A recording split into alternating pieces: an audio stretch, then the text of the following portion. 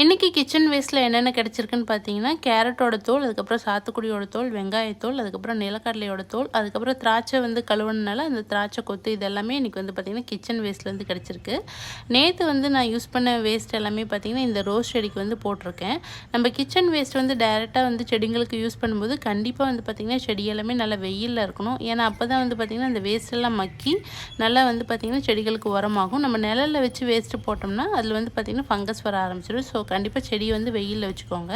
இந்த மாதிரி நம்ம வெஜிடபிள் வேஸ்ட் செடிங்களுக்கு யூஸ் பண்ணும்போது பார்த்தீங்கன்னா, நான் மண்ணை உங்களுக்கு கிளறி காமிக்கிற பாருங்கள். மேலாப்லேயே பார்த்தீங்கன்னா நிறைய மண்புழுக்கள் இருக்கிறத பார்க்க முடியும். இன்னும் நான் பார்த்தீங்கன்னா மண்ணை கிளறினேன்னா நிறைய மண்புழுக்கள் உள்ளே இருக்கும்.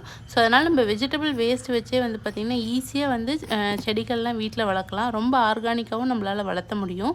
ஸோ இந்த மாதிரி நான் எல்லா செடிக்குமே பார்த்தீங்கன்னா டெய்லியும் வேஸ்ட் ஆகிற வெஜிடபிள் வேஸ்ட் எல்லாமே இந்த மாதிரி ஃபில் பண்ணி விட்டுருவேன். இந்த வீடியோ உங்களுக்கு பிடிச்சிருந்தா மறக்காமல் லைக் பண்ணுங்கள்.